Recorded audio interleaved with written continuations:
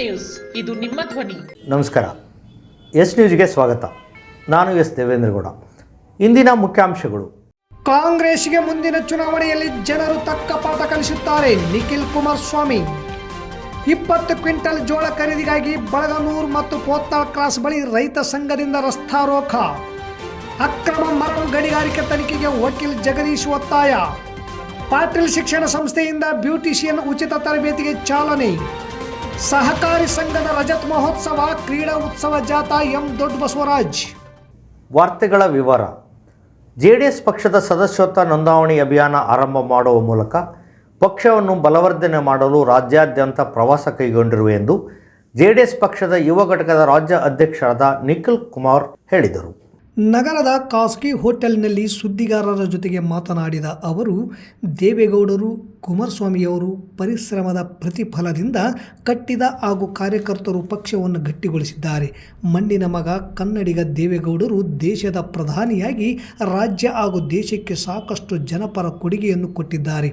ಕುಮಾರಸ್ವಾಮಿಯವರು ಮುಖ್ಯಮಂತ್ರಿಯಾಗಿದ್ದಾಗ ಗಟ್ಟಿ ನಿರ್ಧಾರ ಮಾಡಿ ರಾಜ್ಯದ ರೈತರ ಸಾಲ ಮನ್ನಾ ಮಾಡಿದ್ದು ಸೇರಿದಂತೆ ಅವರು ಮಾಡಿದ ಜನಪರ ಆಡಳಿತವನ್ನು ರಾಜ್ಯದ ಜನರು ಇನ್ನೂ ಸ್ಮರಿಸಿಕೊಳ್ಳುತ್ತಿದ್ದಾರೆ. ಪಕ್ಷದ ಕಾರ್ಯಕರ್ತರಿಗೆ ಬೆಂಬಲ ನೀಡಿ ಬೆನ್ನು ತಟ್ಟಿ ನಿಂತು ಪಕ್ಷವನ್ನು ಬಲಿಷ್ಠಗೊಳಿಸಿ ಉಳಿಸಿ ಬೆಳೆಸಿಕೊಂಡು ಹೋಗುತ್ತೇನೆ. ಪಕ್ಷದ ಸದಸ್ಯತ್ವ ನೋಂದಣಿ ಅಭಿಯಾನವನ್ನು ವೇಗವಾಗಿ ಮಾಡಿ ಇದರಿಂದ ಮುಂಬರುವ ಜಿಲ್ಲಾ ಪಂಚಾಯಿತಿ, ತಾಲೂಕು ಪಂಚಾಯಿತಿ ಚುನಾವಣೆಯಲ್ಲಿ ಹೆಚ್ಚಿನ ಸಂಖ್ಯೆಯಲ್ಲಿ ಸದಸ್ಯರನ್ನು ಆಯ್ಕೆ ಮಾಡಲು ಸಹಾಯವಾಗಲಿದೆ. ಆದ್ದರಿಂದ ಮೈ ಮರೆಯದೆ ಆಸಕ್ತಿಯಿಂದ ಪ್ರಾಮಾಣಿಕವಾಗಿ ಸದಸ್ಯತ್ವ ಮಾಡಿಸುವಂತೆ ಪಕ್ಷದ ಮುಖಂಡರು ಕಾರ್ಯಕರ್ತರಲ್ಲಿ ಮನವಿ ಮಾಡಿಕೊಂಡರು.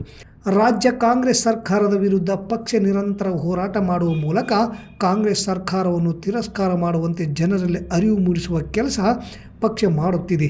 ಮುಂಬರುವ ಚುನಾವಣೆಗಳಲ್ಲಿ ರಾಜ್ಯದ ಜನರು ಕಾಂಗ್ರೆಸ್ ಪಕ್ಷವನ್ನು ಸಂಪೂರ್ಣ ತಿರಸ್ಕರಿಸುತ್ತಾರೆ ಎಂದರು. ಈ ಸಂದರ್ಭದಲ್ಲಿ ಮಾಜಿ ಸಚಿವ ವೆಂಕಟರಾವ್ ನಾಡಗೌಡ, ದೇವದುರ್ಗ ಶಾಸಕಿ ಜಿ ಕರಿಯಮ್ಮ ನಾಯಕ್, ಮಾಜಿ ಶಾಸಕ ವೆಂಕಟಪ್ಪ ರಾಜನಾಯಕ್, ಪಕ್ಷದ ಪ್ರಮುಖರಾದ C B. Chandrashekar, Hemaraj Nayak, Mahantesh Patil Hatnur, M Virupakshi Raichur, Shivashankar Raichur, Basavaraj Nadagouda, Nagesh Hanchinal camp, Chandrabhupal Nadagouda, Dharmagouda Malkapur, Iranna, Vijayalakshmi Manvi ಸೇರಿದಂತೆ ಇನ್ನಿತರರು ಇದ್ದರು. ಇತ್ತೀಚೆಗಷ್ಟೇ ಕಳೆದ 2-3 ತಿಂಗಳುಗಳಿಂದ ಏನು ಪಕ್ಷದ ಸಂಘಟನೆಗೆ ಕುರಿತು ಒಂದು ಹೊಸ ವೇಗವನ್ನು ಕೊಡಬೇಕು ಅಂತಕ್ಕಂಥ ಹಿನ್ನೆಲೆಯಲ್ಲಿ ನಮ್ಮದೇ ಆದಂಥ ರೂಪುರೇಷೆಗಳನ್ನ ತಯಾರಿಯನ್ನು ಮಾಡಿಕೊಂಡು ಅದರಲ್ಲೂ ಪಕ್ಷದಲ್ಲಿ ಇರ್ತಕ್ಕಂಥ ಎಲ್ಲ ನಮ್ಮ ಹಿರಿಯ ನಾಯಕರುಗಳ ಒಂದು ಮಾರ್ಗದರ್ಶನದ ಅಡಿ ಜೊತೆಯಲ್ಲಿ ಬಹುಮುಖ್ಯವಾಗಿ ಸನ್ಮಾನ್ಯ ದೇವೇಗೌಡರು ಸಾಹೇಬರು ಈ ಒಂದು ಪ್ರಾದೇಶಿಕ ಪಕ್ಷವನ್ನು ಕಟ್ಟಿ ಬೆಳೆಸಿದ್ದಾರೆ. ಬಹುಶಃ ಅವರ ಒಂದು ಶ್ರಮದ ಒಂದು ಪ್ರತಿಫಲ ಜೊತೆಯಲ್ಲಿ ಅವರ ಶ್ರಮವನ್ನು ಗುರುತಿಸಿ ಪಕ್ಷದ ಕಾರ್ಯಕರ್ತರುಗಳು ಅವರ ಜೊತೆಯಲ್ಲಿ ದೀರ್ಘಕಾಲ ಹೆಜ್ಜೆಯನ್ನು ಏನು ಹಾಕಿದ್ದಾರೆ. ಜೊತೆಯಲ್ಲಿ ಸನ್ಮಾನ್ಯ ದೇವೇಗೌಡರು ಸಾಹೇಬರು ಭಾಳ ಕಮ್ಮಿ ಅವಧಿ ಅಧಿಕಾರವನ್ನು ಅನುಭವಿಸಿರ್ತಕ್ಕಂಥದ್ದು. ಏನು 3.5 ವರ್ಷ 3.25 ವರ್ಷ ಅಧಿಕಾರವನ್ನು ಏನು ಕೆಂಪುಕೋಟೆ ಮೇಲೆ ಬಾವುಟವನ್ನು ಆರಿಸಿರ್ತಕ್ಕಂಥ ಏಕೈಕ ಕನ್ನಡಿಗ ಸನ್ಮಾನ್ಯ ದೇವೇಗೌಡರು ಸಾಹೇಬರು ಪ್ರಧಾನಮಂತ್ರಿಗಳಾಗಿ, ಮುಖ್ಯಮಂತ್ರಿಗಳಾಗಿ, ನೀರಾವರಿ ಸಚಿವರಾಗಿ, PWD ಮಂತ್ರಿಗಳಾಗಿ ಅನೇಕ ಕೊಡುಗೆಗಳು ಇವತ್ತು ನಮ್ಮ ರಾಜ್ಯಕ್ಕೆ ಮತ್ತು ನಮ್ಮ ರಾಷ್ಟ್ರಕ್ಕೆ ಕೊಟ್ಟಿರ್ತಕ್ಕಂಥದ್ದು.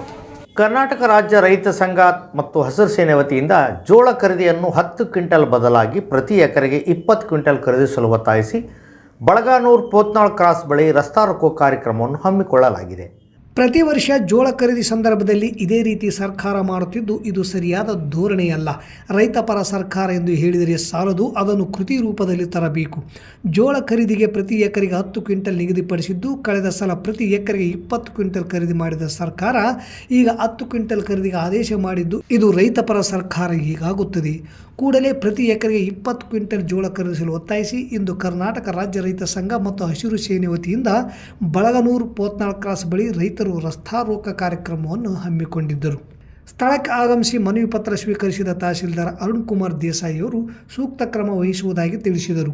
ಒಂದು ಮೂಲಗಳ ಪ್ರಕಾರ ಮೊನ್ನೆ ನಡೆದ ಸಚಿವ ಸಂಪುಟ ಸಭೆಯಲ್ಲಿ 20 ಕ್ವಿಂಟಲ್ ಜೋಳ ಖರೀದಿಗೆ ಸಚಿವ ಸಂಪುಟ ಒಪ್ಪಿಗೆ ನೀಡಿದ್ದು ಆದೇಶ ಹೊರಬೀಳಬೇಕಾಗಿದೆ.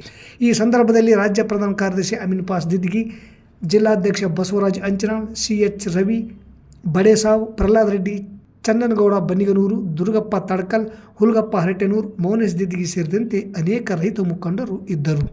ಕಂದಾಯ ಗಣಿಗಾರಿಕೆ ಇಲಾಖೆ ಅನುಮತಿ ಇಲ್ಲದೆ ಸರ್ಕಾರಕ್ಕೆ ರಾಜ್ಯಧನ ಕಟ್ಟದೆ ಅಕ್ರಮ ಮರಮಗಾರಿಕೆ ಮಾಡುವವರ ವಿರುದ್ಧ ಕಾನೂನು ಕ್ರಮ ಕೈಗೊಳ್ಳುವಂತೆ ಪ್ರಜಾಜಾಗೃತಿ ಸಂಘಟನೆ ಅಧ್ಯಕ್ಷರಾದ ಜಗದೀಶ್ ವಕೀಲರು ಅಧಿಕಾರಿಗಳನ್ನು ಒತ್ತಾಯ ಮಾಡಿದ್ದಾರೆ.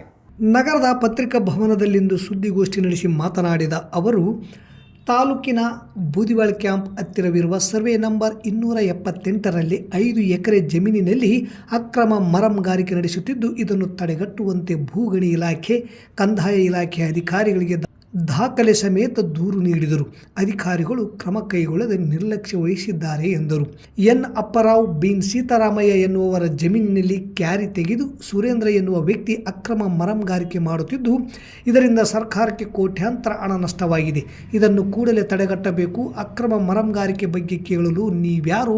ಅದು ನನ್ನ ಜಮೀನು ಎಂದು ಕನಕಗಿರಿ ಮಾಜಿ ಶಾಸಕ ಬಸವರಾಜ ದಡಿಸೂಗೂರ್ ಹಾಗೂ ಅವರ ಬೆಂಬಲಿಗರು ಬೆದರಿಸುವ ಪ್ರಯತ್ನ ಮಾಡುತ್ತಿದ್ದಾರೆ. ಇದು ನಡೆಯುವುದಿಲ್ಲ. ಕಾನೂನಿನ ಪ್ರಕಾರ ಎಲ್ಲರೂ ಒಂದೇ. ಬಸವರಾಜ ದಡಿಸೂಗೂರ್ ಬೂದಿವಾಳ್ ದಡಿಸೂಗೂರ್ ಭಾಗದಲ್ಲಿ ಸಾಕಷ್ಟು ಅಕ್ರಮ ಚಟುವಟಿಕೆಗಳನ್ನು ನಡೆಸುತ್ತಿದ್ದಾರೆ, ಅದಕ್ಕೂ ಸಹ ಸಾಥ್ ನೀಡುತ್ತಿದ್ದಾರೆ ಎಂದು ಆರೋಪಿಸಿದರು. ಅಕ್ರಮ ಮರಮಗಾರಿಕೆ ತಡೆಗಟ್ಟುವಂತೆ ಜಿಲ್ಲಾಧಿಕಾರಿಗಳಿಗೆ ದೂರು ನೀಡಿದಾಗ ತನಿಖೆ ನಡೆಸುವಂತೆ ಆದೇಶ ಮಾಡಿದ ಪ್ರಕಾರ ಗಡಿ ಮತ್ತು ಕಂದಾಯ ಪೊಲೀಸ್ ಇಲಾಖೆ ನೇತೃತ್ವದಲ್ಲಿ ಸ್ಥಳ ಪರಿಶೀಲನೆ ನಡೆಸಲು ಬರುತ್ತಿದ್ದಾರೆ. ಅಧಿಕಾರಿಗಳ ತನಿಖೆ ವರದಿ ಆಧಾರದ ಮೇಲೆ ಮುಂದಿನ ತೀರ್ಮಾನ ಕೈಗೊಳ್ಳುವುದಾಗಿ ಜಗದೀಶ್ ವಕೀಲರು ತಿಳಿಸಿದರು. ಪತ್ರಿಕಾಗೋಷ್ಠಿಯಲ್ಲಿ ಶ್ರೀನಿವಾಸ್, ರಾಮು ಸುಕಲ್ಪೇಟೆ, ಬಸವರಾಜ್ ಸೇರಿದಂತೆ ಅನೇಕರಿದ್ದರು. ಕ್ಯಾಂಪ್ ಹತ್ತಿರ ಸರ್ವೆ ನಂಬರ್ 278ರಲ್ಲಿ ಸುಮಾರು 5-6 ಎಕರೆ ವಿಸ್ತೀರ್ಣ ಹೊಂದಿರತಕ್ಕಂಥಲ್ಲೇ ಅಕ್ರಮ ಮರಮಗಾರಿಕೆ ನಡೀತಿದೆ. ಈ ಒಂದು ಅಕ್ರಮ ಮರಮಗಾರಿಕೆಯು ಸಂಪೂರ್ಣ ಗಣಿ ಇಲಾಖೆ ನಿಯಮಗಳನ್ನು ಉಲ್ಲಂಘಿಸಿದ್ದು, ಇಲ್ಲಿಯವರೆಗೂ ಯಾವುದೇ ರೀತಿಯಲ್ಲಿ ₹1 ಕೂಡ ರಾಜಧನವನ್ನು ಪಾವತಿಸಿಲ್ಲ. ಸಂಪೂರ್ಣ ಅಕ್ರಮವಾಗಿ ನಡೆಸುತ್ತಿರುವ ಈ ಒಂದು ಅಕ್ರಮ ಗಣಿಗಾರಿಕೆ ಪ್ರಭಾವಿ ವ್ಯಕ್ತಿಗಳಾದ ಮತ್ತು ಮಾಜಿ ಶಾಸಕರು ಬಸವರಾಜ ದಡಿಸೂರವರ ಕುಮ್ಮಕ್ಕಿನಿಂದ ನಡೀತಿದೆ ಎಂದು ತಿಳಿದುಬಂದಿದೆ. ಈಗಾಗಲೇ ಹಲವು ಪತ್ರಿಕೆಗಳಲ್ಲಿ ವರದಿಗಳು ಕೂಡ ಬಂದಿವೆ, ಮಾಜಿ ಶಾಸಕರ ಪ್ರಭಾವದಿಂದ ನಡೀತಿದೆ ಅಂತ. ಆದರೆ ಅವರ ಹೆಸರು ಕೂಡ ಎಲ್ಲಿ ಉಲ್ಲೇಖಿಸಿಲ್ಲ.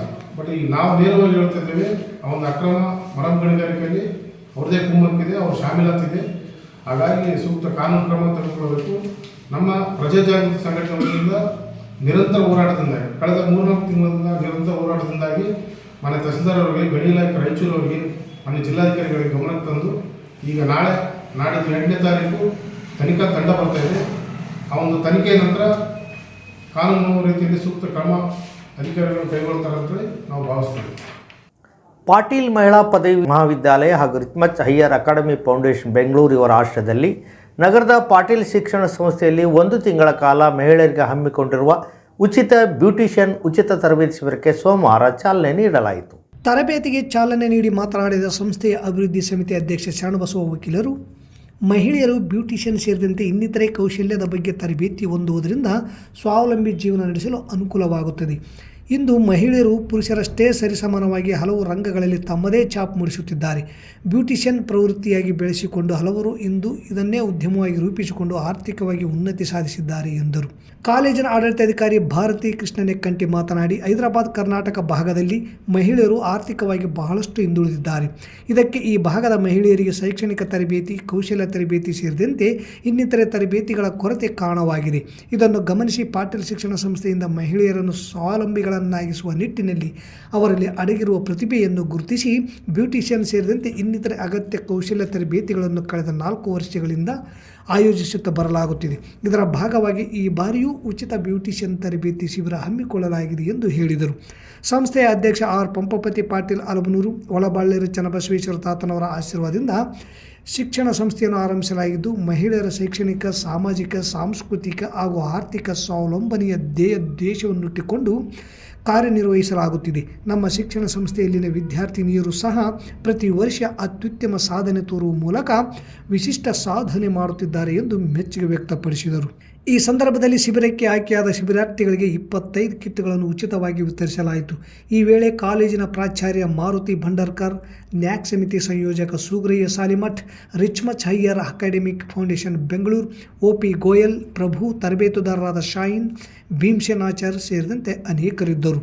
ಸೌಹಾರ್ದ ಸಹಕಾರಿ ದಿನಾಚರಣೆಯ ರಜತ ಮಹೋತ್ಸವದ ಅಂಗವಾಗಿ ಕ್ರೀಡಾ ಉತ್ಸವ ಹಾಗೂ ಸಹಕಾರಿ ಜಾಥಾವನ್ನು ತಾಲೂಕಾ ಕ್ರೀಡಾಂಗಣದಲ್ಲಿ ಜನವರಿ 9ರಿಂದ 12ರವರೆಗೆ ಹಮ್ಮಿಕೊಳ್ಳಲಾಗಿದೆ ಎಂದು ಜಿಲ್ಲಾ ಸೌಹಾರ್ದ ಸಹಕಾರಿ ಸಂಘಗಳ ಒಕ್ಕೂಟದ ಜಿಲ್ಲಾ ಅಧ್ಯಕ್ಷ ಎಂ ದೊಡ್ಡಬಸವರಾಜ್ ಹೇಳಿದರು. ನಗರದ ಪತ್ರಿಕಾ ಭವನದಲ್ಲಿ ಸುದ್ದಿಗೋಷ್ಠಿ ನಡೆಸಿ ಸೌಹಾರ್ದ ಸಹಕಾರಿ ಸಂಘವು ತನ್ನದೇ ಆದ ಕೊಡುಗೆಯನ್ನು ನೀಡುವ ಮೂಲಕ ಹಲವಾರು ಜನರಿಗೆ ಆರ್ಥಿಕವಾಗಿ ಸದೃಢಗೊಳಿಸಲು ಸಹಕಾರಿಯಾಗಿದ್ದು, ಇಂದು ಸೌಹಾರ್ದ ಸಹಕಾರಿ ದಿನಾಚರಣೆಯ ರಜತ ಮಹೋತ್ಸವದ ಅಂಗವಾಗಿ ತಾಲೂಕು ಕ್ರೀಡಾಂಗಣದಲ್ಲಿ ಜನವರಿ 9 ಗುರುವಾರದಿಂದ ಜನವರಿ 12 ಭಾನುವಾರದವರೆಗೆ ಕ್ರೀಡಾ ಉತ್ಸವ ಹಾಗೂ ಸಹಕಾರ ಜಾಥಾವನ್ನು ಹಮ್ಮಿಕೊಂಡಿದ್ದು, ಈ ಕಾರ್ಯಕ್ರಮದಲ್ಲಿ ಸಂಸದ ರಾಜಶೇಖರ ಹಿಟ್ನ, ಶಾಸಕರಾದ ಹಂಪನಗೌಡ ಬಾದರ್ಲಿ, ಬಸನಗೌಡ ತುರ್ಬಿಹಾಳ್, ಬಸನಗೌಡ ಬಾದರ್ಲಿ, ಮಾಜಿ ಶಾಸಕ ಪ್ರತಾಪ್ ಪಾಟೀಲ್ ಸೇರಿದಂತೆ ಅನೇಕ ಗಣ್ಯಾತಿ ಗಣ್ಯರು ಪಾಲ್ಗೊಳ್ಳಲಿದ್ದು, ಹೆಚ್ಚಿನ ಸಂಖ್ಯೆಯಲ್ಲಿ ಜನತೆ ಪಾಲ್ಗೊಂಡು ಕಾರ್ಯಕ್ರಮ ಯಶಸ್ವಿಗೊಳಿಸಲು ಕರೆ ನೀಡಿದರು. ಈ ಸಂದರ್ಭದಲ್ಲಿ ನಲ್ಲಾ ವೆಂಕಟೇಶ್ವರರಾವ್, ಅಮರೇಗೌಡ ನಕ್ಕುಂದಿ, ನಾಗರತ್ನಮ್ಮ ಬಿ ಪಾಟೀಲ್, ಶರಣೇಗೌಡ ಗದ್ರಟಿಗಿ, ಚುಕ್ಕಿ ಸೂಗಪ್ಪ ಸಾಹುಕಾರ್, ಮಲ್ಲನಗೌಡ ನಕ್ಕುಂದಿ, ಎಂ ಪದ್ಮನಾಯ್ಡು, ಬಸವರಾಜ ಪಾಟೀಲ್, ಜ್ಞಾನಪ್ಪ ಕನ್ನಂಪೇಟೆ, ಹುಸೇನ್ ಸಾಬ್, ನಟರಾಜ್ ಸೇರಿದಂತೆ ಸಹಕಾರಿ ಸಂಘಗಳ ಅನೇಕ ಪದಾಧಿಕಾರಿಗಳು ಇದ್ದರು. ಇನ್ನೂ ಇದನ್ನು ಈ ಒಂದು ವ್ಯವಸ್ಥೆ ಬಲಗೊಳ್ಳಬೇಕು, ಇದರಲ್ಲಿ ಎಲ್ಲರದ್ದು ಒಂದು ಸಹಭಾಗಿತ್ವ ಆಗಬೇಕೆಂಬ ಒಂದು ಹಿನ್ನೆಲೆಯಲ್ಲಿ ಇದನ್ನು ವಿದ್ಯಾರ್ಥಿಗಳಿಗೆ, ಮುಖ್ಯವಾಗಿ ಪದವಿ ವಿದ್ಯಾರ್ಥಿಗಳಿಗೆ ನಾವು ಇದನ್ನು ಒಂದು ಭಾಷಣ ಸ್ಪರ್ಧೆ, ಅಂದರೆ ಸಹಕಾರಿ ಕ್ಷೇತ್ರಕ್ಕೆ ಸೌಹಾರ್ದದ ಮತ್ತು ಯುವಕರ ಕೊಡುಗೆ ಅಂತೇಳಿ ಭಾಷಣ ಸ್ಪರ್ಧೆಯನ್ನು ಜಿಲ್ಲೆಯಾದ್ಯಂತ ಅದನ್ನು ಮಾಡ್ತಕ್ಕಂಥದ್ದು ಮಾಡಿದ್ದೀವಿ. ಜೊತೆಗೆ ಸೌಹಾರ್ದದ ವ್ಯವಸ್ಥೆಯಲ್ಲಿ ಇರತಕ್ಕಂಥ ಎಲ್ಲ ನಮ್ಮ ಸಿಒಗಳಿಗೆ, ಸಿಬ್ಬಂದಿಗಳಿಗೆ ಮತ್ತು ಇನ್ನೂ ಜ್ಞಾನಾರ್ಜನೆ ಅವರಲ್ಲಿ ಆಗಲಿ, ಸೌಹಾರ್ದದ ಬಗ್ಗೆ, ಸಹಕಾರದ ಬಗ್ಗೆ, ಒಂದು ಈ ಒಂದು ಸಾಮಾಜಿಕ ಜವಾಬ್ದಾರಿ ಬಗ್ಗೆ ಅರಿವು ಮೂಡಲಿ ಎಂಬ ದೃಷ್ಟಿಯಿಂದ ಅವರಿಗಾಗಿ ನಾವೊಂದು ಕ್ವಿಜನ್ನು ಸಹಿತ ಈ ಸಂದರ್ಭದಲ್ಲಿ ಮಾಡಿ ಅವರಿಗೆ ಒಂದು ಬೌದ್ಧಿಕ ವಿಕಾಸ ಆಗ್ತಕ್ಕಂಥ ಒಂದು ನಿಟ್ಟಿನಲ್ಲಿ ಪ್ರಯತ್ನವನ್ನು ಮಾಡಿದ್ದೀವಿ ಅಂತ ಹೇಳಕ್ಕೆ ಇಚ್ಛೆಪಡ್ತಾ ಇದ್ದೀನಿ. ಜೊತೆಗೆ ಜನವರಿ 12 ಅಂತಂದರೆ ಸಾಮಾನ್ಯವಾಗಿ ನಿಮ್ಮೆಲ್ಲರಿಗೂ ಗೊತ್ತು, ಅವತ್ತು ಜಗತ್ತು ಕಂಡಂಥ ಶ್ರೇಷ್ಠ ಒಬ್ಬ ಸಾಮಾಜಿಕ ಸುಧಾರಕ, ಒಂದು ಭಾರತೀಯ ಶ್ರೇಷ್ಠ, ಒಂದು ಭಾರತ ರತ್ನ ಅಂತ ಹೇಳಿದ್ರೆ ತಪ್ಪಾಗಲಿಕ್ಕಿಲ್ಲ, ಸ್ವಾಮಿ ವಿವೇಕಾನಂದರ ಜನ್ಮ ದಿನಾಚರಣೆ ಇದೆ. ಅದಕ್ಕಾಗಿ ಇವತ್ತು ನಾವು ಮೆರವಣಿಗೆ ಸಂದರ್ಭದಲ್ಲಿ ಸಹಕಾರಿ ಪಿತಾಮಹರಾಗಿರ್ತಕ್ಕಂಥ ಸಿದ್ದನಗೌಡ ಪಾಟೀಲರು ಅವರನ್ನು, ಅಂದರೆ ಅವರ ಭಾವಚಿತ್ರವನ್ನು, ಜೊತೆಗೆ ಇವತ್ತು ನಮ್ಮ ಯುವಕರಿಗೆ ಶಕ್ತಿಯಾಗಿರ್ತಕ್ಕಂಥ ಸ್ವಾಮಿ ವಿವೇಕಾನಂದರ ಒಂದು ಭಾವಚಿತ್ರವನ್ನು ಇವತ್ತು ಮೆರವಣಿಗೆಯಲ್ಲಿ ಅದನ್ನು ಜೋಡಿಸಿ ಅವರ ಒಂದು ಭಾವಚಿತ್ರದ ಮೆರವಣಿಗೆ ಜೊತೆಗೇ ಸಹಿತ ಇವತ್ತು ನಾವೊಂದು ಈ ಒಂದು ಸಹಕಾರ ಜಾಥಾವನ್ನು ಮಾಡ್ತಕ್ಕಂಥ ವ್ಯವಸ್ಥೆ ಮಾಡಿದ್ದೇವೆ. ಇದೇ ತಿಂಗಳು 12ರಿಂದ 14ರವರೆಗೆ ತಿಂತಿನಿ ಬ್ರಿಡ್ಜ್ ಕಾಗಿನೆಲೆ ಮಹಾಸಂಸ್ಥಾನ ಕನಕ ಗುರುಪೀಠದಲ್ಲಿ ಹಾಲಮತ ಸಂಸ್ಕೃತಿ ವೈಭವ ನಡೆಯಲಿದ್ದು, ಈ ಕಾರ್ಯಕ್ರಮದಲ್ಲಿ ಹಾಲಮತ ಸಮಾಜದ ಬಂಧುಗಳು ಮತ್ತು ಉಳಿದ ಸರ್ವ ಸಮಾಜದ ಭಕ್ತರು ಭಾಗವಹಿಸಲು ಅಮರೇಶಪ್ಪ ಮೈಲಾರ್ ಮನವಿ ಮಾಡಿದ್ದಾರೆ. ಪತ್ರಿಕಾ ಭವನದಲ್ಲಿ ಕರೆದ ಮಾಧ್ಯಮಗೋಷ್ಠಿಯಲ್ಲಿ ಮಾತನಾಡಿದ ಅವರು, ಶಿವಸಿದ್ಧ ಯೋಗ ವಿದ್ಯಾಮಂದಿರ ಶಿಲಾನ್ಯಾಸ ಮತ್ತು ಪೂಜಾರಿಗಳ ಸಮಾವೇಶ ಹಾಗೂ ಹಾಲುಮತ ಭಾಸ್ಕರ ಕನಕರತ್ನ ಸಿದ್ಧಶ್ರೀ ಪ್ರಶಸ್ತಿ ಪ್ರದಾನ ಮತ್ತು ಸನ್ಮಾನ ಸಮಾರಂಭ ಹಾಗೂ ಸಿದ್ದರಾಮೇಶ್ವರ ಜಯಂತಿ ಪ್ರಯುಕ್ತ ಸರ್ವ ಸಿದ್ಧರ ಸ್ಮರಣೋತ್ಸವ ಕಾರ್ಯಕ್ರಮದ ಜೊತೆಗೆ ವಿವಿಧ ಕ್ರೀಡಾ ಸ್ಪರ್ಧೆಗಳು, ಉಚಿತ ಆರೋಗ್ಯ ಶಿಬಿರ, ಸಾಹಿತ್ಯ ಕಮ್ಮಟ ನಡೆಯಲಿದೆ ಎಂದು ತಿಳಿಸಿದರು. ಈ ಸಂದರ್ಭದಲ್ಲಿ ಕೆ ಭೀಮಣ್ಣ, ಫಕೀರಪ್ಪ ತಿಡಿಗೋಳ್, ಮಲ್ಲಪ್ಪ ಮೈಲಾರ್ ಸೇರಿದಂತೆ ಅನೇಕರಿದ್ದರು. ಎಲ್ಲ ಸಮಾಜದ ಅಂದನೆ ಬೇರೆ ಇನ್ನಿತರ ಎಲ್ಲ ಹಿಂದುಳಿದ ವರ್ಗಗಳ ಸಮಾಜದ ಪ್ರತಿನಿಧಿಗಳನ್ನು ಒಳಗೊಂಡು ಈ ಒಂದು ಸಮಾಜದ ಅಭಿವೃದ್ಧಿಗೆ, ಸಮಾಜದ ಜಾಗೃತಿಗೆ, ಎಲ್ಲ ಶೈಕ್ಷಣಿಕವಾಗಿ ಒಂದು ಸಮಾಜ ಒಂದು ಅಭಿವೃದ್ಧಿ ಹೊಂದುವ ದೃಷ್ಟಿಯಿಂದ ಶ್ರೀ ಸಿದ್ದರಾಮಾನಂದಪುರಿ ಸ್ವಾಮೀಜಿಗಳು ಪ್ರತಿ ವರ್ಷ ಹಮ್ಮಿಕೊಂಡು ಬಂದಿದ್ದಾರೆ. ಈ ವರ್ಷವೂ ಕೂಡ 3 ದಿವಸಗಳ ಕಾಲ ಒಂದು ವೈಭವದಿಂದ ನಡೀತಕ್ಕಂಥ ಕಾರ್ಯಕ್ರಮ. ಈ ಕಾರ್ಯಕ್ರಮಕ್ಕೆ ನಮ್ಮ ಹಾಲುಮತ ಸಮಾಜದ ಎಲ್ಲ ಜನಪ್ರತಿನಿಧಿಗಳು, ಸಮಾಜದ ಬಾಂಧವರು ಎಲ್ಲರೂ ಆಗಮಿಸಬೇಕು. ಜೊತೆಗೆ ಈ ಒಂದು ಕಾರ್ಯಕ್ರಮವನ್ನು ಯಶಸ್ವಿಗೊಳಿಸಲು ತನುಮನ ಧನದಿಂದ ಸಹಕರಿಸಬೇಕಂತ ಶ್ರೀಗಳ ಒಂದು ಪರವಾಗಿ ಅವರ ಒಂದು ಆದೇಶದ ಒಂದು ಹಿನ್ನೆಲೆಯಲ್ಲಿ ಈ ಒಂದು ಪತ್ರಿಕಾಗೋಷ್ಠಿಯ ಮೂಲಕ ನಾನು ಸಮಾಜದ ಬಾಂಧವರಿಗೆ ಮತ್ತು ಇನ್ನಿತರ ಎಲ್ಲ ಸಮಾಜದ ಗುರು ಹಿರಿಯರಿಗೆ ಆಹ್ವಾನವನ್ನು ನೀಡಲು ಬಯಸುತ್ತೇನೆ. ಇಂದು ಸೋಮವಾರ ಸಂಜೆ ರಾಜ್ಯ ಬಿಜೆಪಿಯ ಸತ್ಯ ಶೋಧನ ತಂಡದ ವತಿಯಿಂದ ಬಾಣಂತಿ ಮತ್ತು ಮಕ್ಕಳ ಸಾವಿನ ಕುರಿತು ನಗರದ ಸಾರ್ವಜನಿಕ ಆಸ್ಪತ್ರೆಗೆ ಭೇಟಿ ನೀಡಿ ಪರಿಶೀಲನೆ ನಡೆಸಿ ಮುಖ್ಯ ವೈದ್ಯಾಧಿಕಾರಿ ಹಾಗೂ ತಾಲೂಕು ವೈದ್ಯಾಧಿಕಾರಿ ಜೊತೆಗೆ ಬಾಣಂತಿಯರ ಸಾವಿನ ಕುರಿತು ಚರ್ಚೆ ನಡೆಸಿದರು. ಈ ಸಂದರ್ಭದಲ್ಲಿ ಬಿಜೆಪಿ ಮುಖಂಡರಾದ ಕೆ ಕರಿಯಪ್ಪ, ಮಾಜಿ ಸಂಸದ ಕೆ ವಿರೂಪಾಕ್ಷಪ್ಪ, ಸತ್ಯ ಶೋಧನ ತಂಡದ ಮುಖ್ಯಸ್ಥರಾದ ಡಾಕ್ಟರ್ ಶೈಲೇಂದ್ರ ಬೆಲ್ದಾಳ್, ರಾಜ್ಯ ಮಹಿಳಾ ಮೋರ್ಚಾ ಅಧ್ಯಕ್ಷರಾದ ಕುಮಾರಿ ಮಂಜುಳಾ, ವೈದ್ಯಕೀಯ ಪ್ರಕೋಷ್ಠ ಸಂಚಾಲಕರಾದ ಡಾಕ್ಟರ್ ನಾರಾಯಣ್, ಡಾಕ್ಟರ್ ಅರುಣಾ ಜಿಲ್ಲಾ ಉಪಾಧ್ಯಕ್ಷರು, ಮುಖಂಡರು, ರಾಜ್ಯ, ಜಿಲ್ಲಾ ಹಾಗೂ ಮಂಡಲದ ಅಧ್ಯಕ್ಷರು, ಪದಾಧಿಕಾರಿಗಳು ಹಾಗೂ ಕಾರ್ಯಕರ್ತರು ಉಪಸ್ಥಿತರಿದ್ದರು. ಪ್ರತಿ ಜಿಲ್ಲೆಗೆ ಎಲ್ಲ ಬಾಣಂತಿಯರ ಸಾವಿನ ಪ್ರಕರಣ ಆಗಿದೆ ಅಲ್ಲಿ ಖುದ್ದು ಭೇಟಿಯಾಗಿ ವರದಿಯನ್ನು ಕೊಡಲಿಕ್ಕೆ ಹೇಳಿದರು. ಇವತ್ತು ನಾವು ಬೆಳಗ್ಗೆ ಕೊಪ್ಪಳದಲ್ಲಿ ಹೋಗಿದ್ದೀವಿ. ನಮ್ಮ ಸಮಿತಿ ಸದಸ್ಯರು ಮಂಜುಳಾ ಮೇಡಮ್ ಅವರು, ಡಾಕ್ಟರ್ ಬಸವರಾಜ್ ಅವರು, ಡಾಕ್ಟರ್ ಅರುಣ ಅವರು, ಡಾಕ್ಟರ್ ನಾರಾಯಣ್ ಅವರು, ಇನ್ನಿತರ ಇಲ್ಲಿನ ಕ್ಷೇತ್ರ ನಾಯಕರಾದ ಕರಿಯಪ್ಪರು, ವಿರೂಪಾಕ್ಷಪ್ಪರು, ಜಿಲ್ಲಾ ಪಂಚಾಯತ್ ಸದಸ್ಯರು ಎಲ್ಲರೂ ಒಳಗೊಂಡು ಇಲ್ಲಿ ತಾಲೂಕು ಆಸ್ಪತ್ರೆ ಭೇಟಿ ಕೊಟ್ಟು ಇದೆಲ್ಲ ನೋಡಿದ್ರೆ ಒಂದೇ ಪಾಸಿಟಿವ್ ಫ್ಯಾಕ್ಟರ್ ನಮಗನ್ನಿಸ್ತದ. ಡಾಕ್ಟರ್ ಕೂಡ ಹೇಳಿದ ಪ್ರಕಾರ ತಾವು ಕೂಡ ಅಲ್ಲಿದ್ರಿ. ಯಾವ ಥರ ಬಳ್ಳಾರಿಯಲ್ಲಿ 6 ಜನ ಮೃತಪಟ್ಟಿದ್ದಾರೆ ರಿಂಗರ್ ಲ್ಯಾಕ್ಟಿಸ್ಲಿ. ಏನು ಲಾಟ್ ಬಂದಿತ್ತು, ಸಪ್ಲೈ ಆಗಿತ್ತು ಕೋಲ್ಕತ್ತಾ ಕಂಪ್ನಿಲಿಂದ. ಮುಖ್ಯ ಇಲ್ಲಿ ಕೂಡ ಕಾರಣ ಅದರಲ್ಲಿಂದೇ ಆಗಿದೆ ಅಂತ ನಮ್ಮೆಲ್ಲರಿಗೂ ಗೊತ್ತಾಯಿತು. ಅದರಲ್ಲಿಂದ ಆಗಿದ್ದಕ್ಕೋಸ್ಕರನೇ ಒಂದಿಲ್ಲ 8 ಜನ ಬಾಣಂತಿಯರು ಸಾವನ್ನಪ್ಪಿದ್ದಾರೆ. ಕೊಪ್ಪಳ ಅದರಲ್ಲಿಂದ ಆಗಿಲ್ಲ, ಅಲ್ಲಿ ಪ್ರೊಸೀಜರ್ ಲ್ಯಾಪ್ಸ್ ಆಗಿದೆ. ಇಲ್ಲಿ ಬಾಣಂತಿಯರ ಸಾವು ಆಗಿದೆ. ಕ್ಲಿಯರ್ ಕಟ್ ಹೇಳಕ್ಕೆ ಇಷ್ಟಪಡ್ತೀನಿ, ಇದು ಆ ಒಂದು ರಿಂಗರ್ ಲ್ಯಾಕ್ಟಿಸ್ ಸಪ್ಲೈ ಮಾಡಿದ್ದಕ್ಕೆ, ಅದು ಯೂಸ್ ಮಾಡಿದ್ದಕ್ಕೆ ಆಗಿದೆ ಅಂತ ವೈದ್ಯರು ಕೂಡ ಹೇಳಿದರು ಸ್ವತಃ. ಅದರಲ್ಲಿ ಒಂದು 3,000 ಇಲ್ಲಿ ಸಪ್ಲೈ ಆಗಿತ್ತು, ಅದರಲ್ಲಿ 2015 55 ಅವ್ರು ವಾಪಸ್ ಕೊಟ್ಟರು, ರಿಟರ್ನ್ ಮಾಡಿದ್ರು. ಇದು ಯಾಕಾಯಿತು ಅಂದರೆ ಕಳಪೆ ಮಟ್ಟದ ಸಪ್ಲೈ ಮಾಡಿದ್ದಕ್ಕೆ ಕಳಪೆ ಮಟ್ಟದ ಆರ್ಡರ್ ರಾಜ್ಯದ ನಮ್ಮ ಆರೋಗ್ಯ ಸಚಿವರಿದ್ದಾರೆ ದಿನೇಶ್ ಗುಂಡ್ರವ್ರು, ಅವರು ಇದನ್ನು ಸೀರಿಯಸ್ಸೇ ತೊಗೊಳ್ಳಿಲ್ಲ. ವಿಧಾನಸಭೆಯಲ್ಲಿ ಕೂಡ ಸೀರಿಯಸ್ ತೊಗೊಂಡಿಲ್ಲ, ಇನ್ನೂ ಕೂಡ ಸೀರಿಯಸ್ ತೊಗೊಳ್ತಾ ಇಲ್ಲ. ರಾಜ್ಯದಲ್ಲಿ ಮರಣ ಮೃದಂಗ ಆಗ್ತಿದೆ, ಪ್ರತಿ ಜಿಲ್ಲೆಯಲ್ಲಿ ಬಾಣಂತಿಯರ ಸಾವಿನ ಪ್ರಕರಣ ಆಗ್ತಾ ಇದೆ, ಅಂದರೂ ಕೂಡ ಅದರ ಬಗ್ಗೆ ಸೀರಿಯಸ್ ತೊಗೊಳ್ತಾ ಇಲ್ಲ. ಮಾನ್ಯ ಮುಖ್ಯಮಂತ್ರಿ ಕೂಡ ಸೀರಿಯಸ್ ತೊಗೊಳ್ತಾ ಇಲ್ಲ.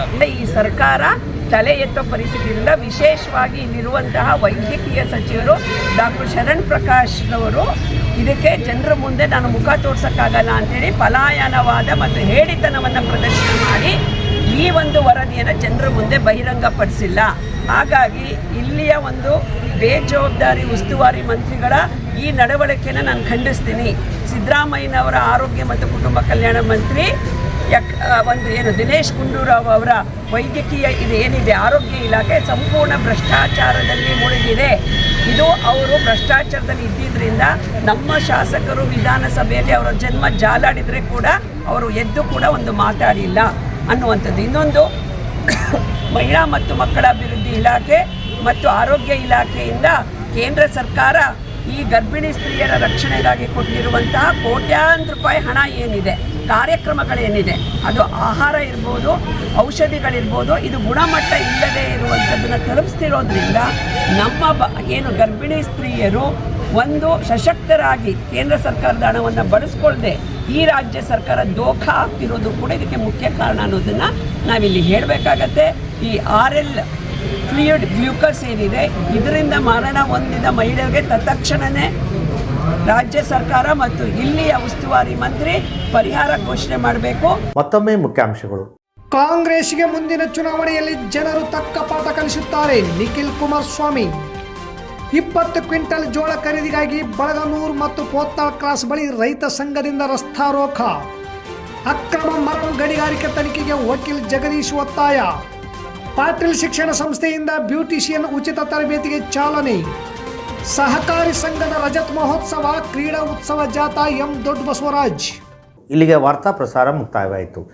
ನಿರಂತರ ಸುದ್ದಿಗಾಗಿ ವೀಕ್ಷಿಸಿ ಎಸ್ ನ್ಯೂಸ್, ಇದು ನಿಮ್ಮ ಧ್ವನಿ. ನಮಸ್ಕಾರ.